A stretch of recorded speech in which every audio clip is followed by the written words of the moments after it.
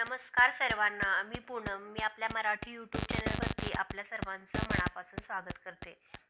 आपणा सर्वांच्याच घरात गणपती बाप्पा विराजमान झालेले आहेत आणि आता गौरी आवाहन, गौरी पूजन, गौरी विसर्जन या सगळ्या गोष्टी आपण अगदी प्रसन्न मनाने आणि आनंदाने करून घेतल्यात. गणपतीचा सण हा आपल्याकडे वर्षातून एकदाच येत असतो आणि या वर्षातून एकदाच येणाऱ्या या सणाला आपल्याला आपल्या मुलाबाळांसाठी, आपल्या संसारासाठी काही सेवा करायच्या असतात. गणपती बाप्पा हे विघ्नहारी आहेत, बुद्धीचे देवता आहेत. त्यामुळे गणपती बाप्पाकडे मागितलेल्या सगळ्या गोष्टी खूप लवकर आपल्याला मिळतात. कुठल्याही शुभ कार्यात पहिल्यांदा आपण गणपती बाप्पाची पूजा करत असतो.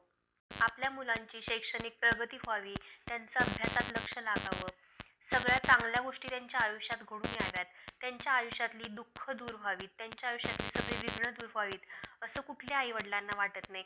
आणि आपण सगळ्यांनी गणपतीचा सण हा खूप उत्साहाने साजरा केला आहे आणि गणपतीच्या या 10 दिवसातच ही सेवा करणं खूप गरजेचे असतं.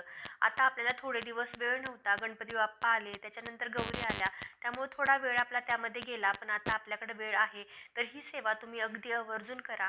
तुमच्या मुलांचं नक्कीच कल्याण होईल, हे मी अगदी खात्रीने सांगू शकते. तर त्यासाठी तुम्हाला काय करायचं आहे की 108 हिरवे मूग घ्यायचे आहेत. ज्या मूग जराही किडलेले नसावेत, त्यांना होल पडलेले नसावेत, अगदी स्वच्छ हिरवे ताजे मूग घ्यायचे आहेत आणि आपल्याला गणपती बाप्पांच्या समोर बसायचं आहे. गणपती बाप्पांच्या समोर बसून आपण ही 108 मुगांची सेवा करायची आहे. गणपती बाप्पांना नमस्कार करायचा. गणपती बाप्पांना सांगायचं की हे बाप्पा, आमच्या आयुष्यात हे प्रॉब्लेम आहेत, माझ्या मुलाच्या आयुष्यातल्या या अडचणी दूर होऊ देत, त्यांचा अभ्यासात लक्ष लावू दे, चांगली नोकरी मिळू दे, लग्न ठरू दे. तुम्हाला जे काही प्रॉब्लेम असतील ते गणपती बाप्पांना सांगायचे आहेत आणि ओम गंग गणपते नमः या मंत्राचा जप करत ते 108 मूग एक एक करत गणपती बाप्पाच्या चरणाशी अर्पण करायचे आहेत. त्यानंतर तुम्ही एक लाल कलरची किंवा हिरव्या कलरची, दोन्हीपैकी कोणत्याही कलर जे तुम्हाला शक्य असेल त्या कलरची एक पोटली करायची आणि त्यामध्ये ते मूग ठेवायचे.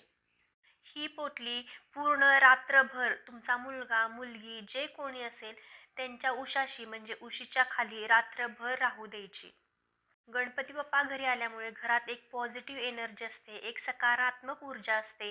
त्यामुळं तुम्ही जे काही बाप्पांना सांगितलंय ते बाप्पांना माहीत असतं आणि बाप्पा हे नेहमीच तुमच्या पाठीशी असतात. या गोष्टीचा अनुभव तुम्हाला नक्की येईल. रात्रभर तुमच्या मुलाच्या किंवा मुलीच्या उशाखाली ती पोटली ठेवल्यानंतर दुसऱ्या दिवशी तुम्हाला काय करायचं आहे, तर ती पोटली घ्यायची आहे आणि आपल्या शेजारचा एखादा मंडळाचा मोठा गणपती असेल, नाहीतर तुम्ही ज्या एरियात राहता त्या ठिकाणी जर गणपतीचं मंदिर असेल की जे स्वयंभू आहे, तिथं गणपती बाप्पा नवसाला पावतात वगैरे असं खूप भाकीत केलं जातं, असं जर एखादं चांगलं मंदिर असेल तर अशा ठिकाणी जायचं आहे आणि ते मूग गणपती बाप्पाच्या चरणी अर्पण करायचे आहेत. तुम्ही गणपती बाप्पांना पुन्हा प्रार्थना करायची आहे की हे बाप्पा, माझ्या आयुष्यातली, माझ्या मुलाच्या आयुष्यातली, माझ्या मुलीच्या आयुष्यातली ही जी काही विघ्न आहेत ती दूर होऊ देत, त्यांचं अभ्यासात लक्ष लागू दे, त्यांना चांगली नोकरी मिळू दे, लग्न होऊ दे.